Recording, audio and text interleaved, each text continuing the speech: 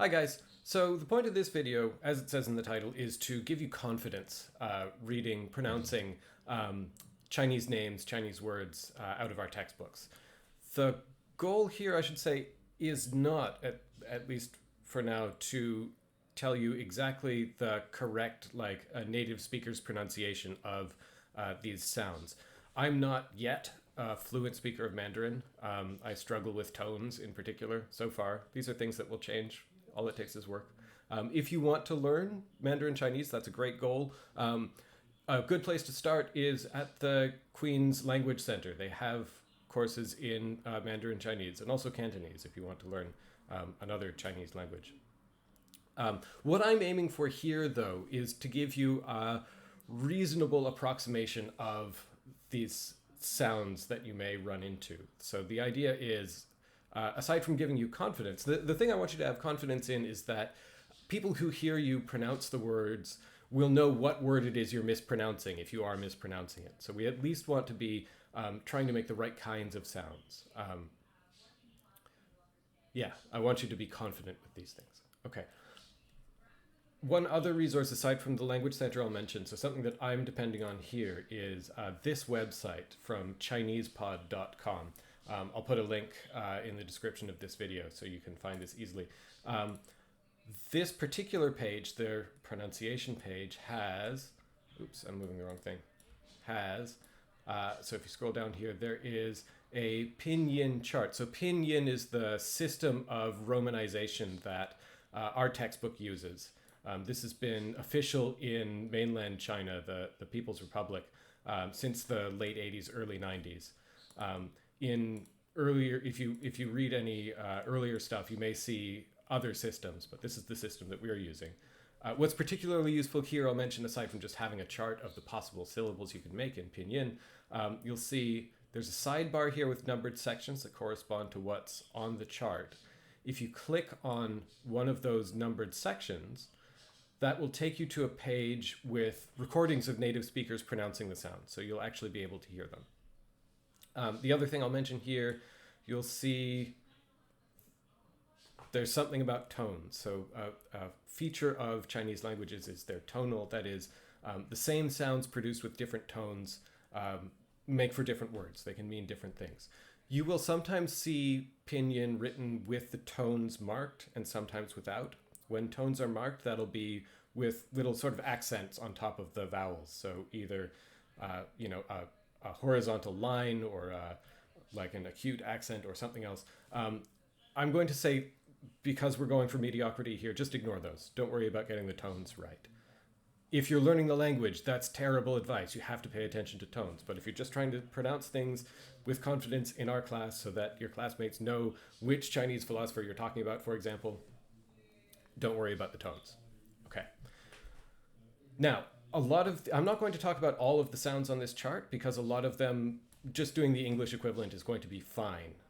Again, for our purposes of trying to, just speak with confidence. So, for example, these consonants that show up early on that chart from the Chinese Pod website, they call them easy consonants, B, P, M, F, D, T, N, L. Those all are in Chinese close enough to their English equivalents, so just treat those as normal. And in general, if there's some sound on the Pinyin chart that I don't talk about in this video, you can assume that, as far as I can tell, it's the same as its English counterpart. So where are some differences? Let's start here. In this case, I'm actually giving you these first bits, two different Pinyin letter combinations that I'm going to say, just treat them as the same. So a ZH or a J, either way, treat that as like an English J. So the same sort of sound as in jury or edge. Notice it's not a zh, it's a j. So yeah, just treat those as the same. Likewise, a CH or a Q, treat both of those as a ch sound, as in choose. SH or X, you can treat either of those as a sh sound, like in shoe.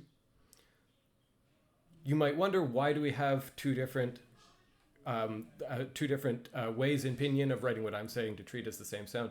Because in Chinese, they are different sounds. There's a slight difference. I'm saying the you're going to do fine if you just treat them the same. If you want, um, if you want to be a little less mediocre, you can. Here's an approximation of the difference. All right, so the things in the left hand here, ZH, CH, SH, have a different tongue position than J, Q, X. So for the ZH, CH, SH, you want to curl your tongue back. So sort of give it a shape like this, and J, Ch, Sh. For J, Q, and X sounds, the way I was taught was smile, get your teeth out, stick the tip of your tongue against the back of your bottom teeth, and try to put like the surface of your tongue against the front. It's a little bit tricky, but just think about smiling while you say it. Chi, chi, xi. That's what those are. Close enough. R is, you're going to do fine if you treat it just like an English R, as in run. That R sound, it's not like a trilled R or like a French R or anything like that. It's very much like the English run. This is another, what they call retroflex sound. So if you want to get your tongue positions right, it's the same tongue position as for J, Ch, Sh, R. Okay, two more consonants. Z and C. So Z is a Z sound. I'm only highlighting this to make sure that you get that sort of D sound. So like birds, not like zigzag, but like zigzag.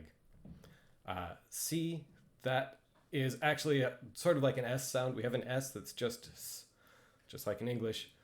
C is a Ts sound, so like boats. Ts. Okay, vowels. I'm a little. I am less confident telling you about how to pronounce vowels, just because I think the difference between your accents and mine makes more of a difference to the vowel sounds than consonant sounds in English for us. But so, and the letter A is an ah sound. The letter E is a. I have trouble finding an English equivalent. This is sort of a sound. The closest equivalent I came up with is like in English, duh. Even that's not right. The I is an E sound. O is an sort of like English got. Keep it nice and rounded, a sort of ah. A letter U is an oo sound. You will sometimes see a U with a diaeresis on top, the two dots, the umlaut.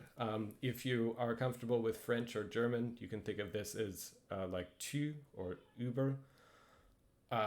But if you want to be mediocre, we're going to be fine in this class if you just pretend you don't see the dots and treat the U with the umlaut as the same as a regular oo sound. That'll be close enough.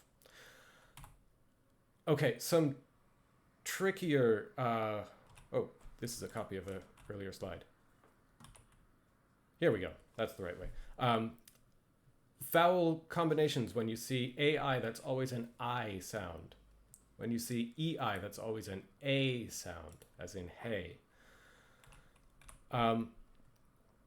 Here are some vowel combinations that can be surprising. OU is not oo like cool. That's what U by itself is for. OU is a long O. So like go. OU is O. Okay. That I told you I was an E sound. The letter I is an E sound. That changes after Z, C, S, ZH, CH, SH, or R. After those consonants, the vowel sound changes to something like this. So Z, S, T, sorry, T, S, J, Ch, Sh, R. At least with these ones, if you think about that tongue position I talked about, it might make sense. If you try to make it's hard to make an E sound while your tongue is curled back. It comes out kind of like this. Here's one that just baffles me. For some reason, UI is pronounced way, not, I would have guessed it would be we. It isn't. So like DUI would be dway. I don't get it. It's a fact. Okay. Just to pronounce some examples, so you see some of these things illustrated. So I've got leaders of the important figures in Chinese communist history and some philosophers that we run into. So this ZI ending is very common to mean something like master. So Kongzi, that's Confucius. Mozi, Mengzi. Remember that X is a sh sound, so Shunzi. ZH is a j sound, so Zhuangzi. Maybe you've heard of Zhou and Lai. So remember, OU is a long O sound. ZH is a J sound. So this is like the name spelled JOE. I'm sorry to my Chinese friends. I'm sure this is terrible, but for my students, this is good enough. For mediocre white dudes like me, that's good enough. The current leader of mainland China, Xi Jinping. Remember that E is an sound. It's not an E. This isn't Deng, it's Deng Xiaoping. X is a sh sound. Deng Xiaoping. That's it. That's what I've got. If you have questions about any of these things, if you run into something on the page that you aren't sure how to pronounce, you can check out the Chinese Pod website, look up that syllable, but also feel free to let me know. I'm happy to record myself mispronouncing things so you can at least say, well, I might be saying it wrong, but it's no wronger than the lecturer. Okay, bye guys.